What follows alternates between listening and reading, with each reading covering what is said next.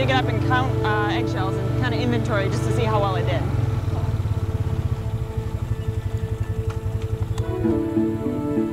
Whoa, look at this.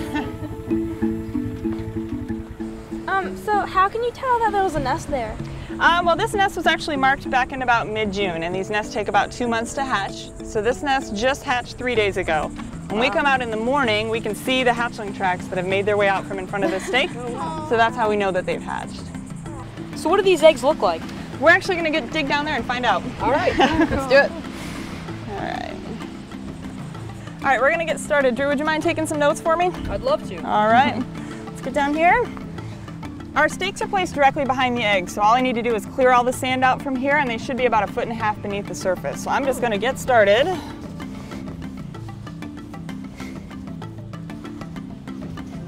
How far down are the eggs? They're actually just about this far because I've just reached them now. So they're about 1.5 foot to 1.5 foot.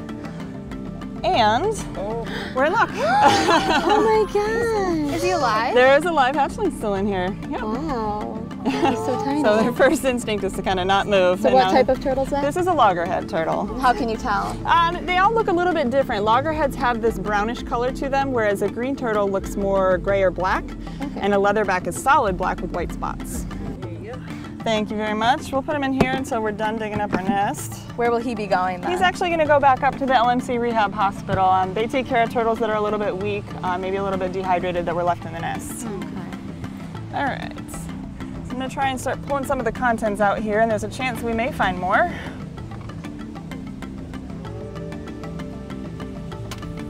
Wow. So those are eggs. Are they soft? They are. Now that I've cleared the top away, we want to get measurements. And Drew, this is where I'm going to need you. So, there's a top of chamber line right there. It's 16 inches to where the eggs are. Okay. Now, how many live turtles do you usually find to bring back with you? You know, it completely depends. A lot of times we won't find any. The whole nest hatched successfully. About 50% of the time we find live turtles in there, and usually it's only 1 or 2. Oh, this one's on There's one. We got another one. Oh, wow. So I'm going to go ahead and place them in the cooler as well. Thank you. So if you guys find any unhatched eggs, what do you do then? It's actually very common to find unhatched eggs in a nest. Typically, they were just never fertilized or never developed. We got a visitor. He was trying to climb up my arm. So what kind of crab is this? This is a ghost crab. We actually find those in sea turtle nests quite often. They'll dig down and get into the unhatched eggs and things like that. Oh, okay. But anyways, an unhatched egg like this one, never developed. There's nothing inside of it. It's likely that it was never fertilized. So there's nothing that we do for them. At this point, if anything was going to hatch from this nest, it already has. So everything gets put back inside the nest cavity when we're done. So do all of the eggs hatch, and if not, why don't they hatch? Actually, no. Usually we only see about 70 or 80% of the eggs in these loggerhead nests that hatch, and we consider that quite normal. And there's a lot of reasons why that might be. Some of the eggs were possibly never fertilized, but nests are also really vulnerable to things like storm overwash. So if a wave comes up and washes over the nest, that's going to damage eggs.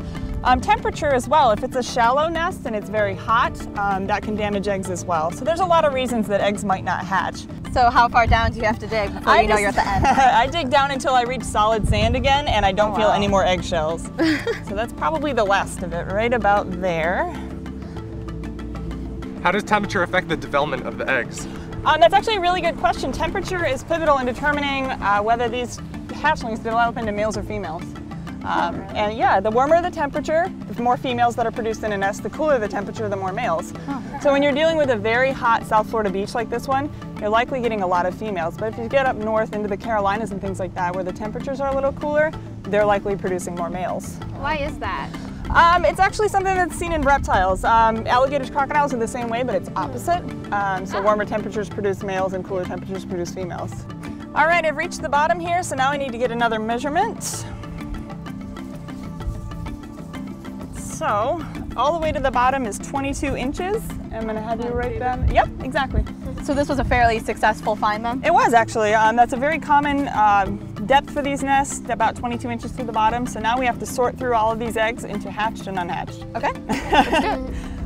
So why don't we go ahead and make 2 piles here. Everything that's hatched and open like that, we're just going to set in a pile here. And the few that we have that are unhatched, like this one here, we're just going to set in a separate pile. So if this is the research you do during the day, then what type of research do you do at night? There's a couple things that we do. Everything that we do during the day is solely to count nests and to figure out how these populations are doing. You're on a beach here that's got about 10,000 nests in 9.5 miles. This is one of the most densely nested beaches in the world.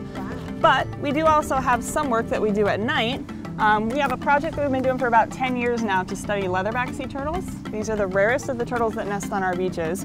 So we come out from March through June, which is their nesting season, and we tag every individual that we encounter because we want to get an idea of how big the population is, how it's doing, and kind of how closely related they are. So we also run genetic analysis on them. So we can tell if we have full sibling pairs, mother-daughter pairs, things like that nesting out here. Oh, that's really neat. So why are people doing this? Can't the animals figure it out on their own? Sure, absolutely. The sea turtles are fully capable of nesting without us interfering at all. There's a couple of reasons that we evaluate nests like this. We want to know how the population's doing. And counting nests and knowing how many nests are on our beach here is the best way to know how the sea turtle populations are doing.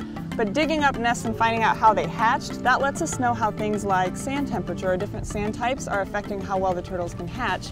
Because all the sand that we're sitting in right now was just placed on this beach about a year ago. It was dredged up from offshore and dumped on the beach here to make a new beach so that we have a nice wide beach. Well, we need to know if it's affecting how well these sea turtle nests are hatching. So that's why we're doing what we're doing right here. So how is it affecting? It actually looks pretty good. This is actually a very typical nest for anywhere on our beach. You know, we're seeing 70 to 80% of these eggs hatching. So the sand type here doesn't really seem to be affecting turtles at all. It's a pretty good project. Oh, that's good. Do you like turtles? Well, then stick around to find out how you can help.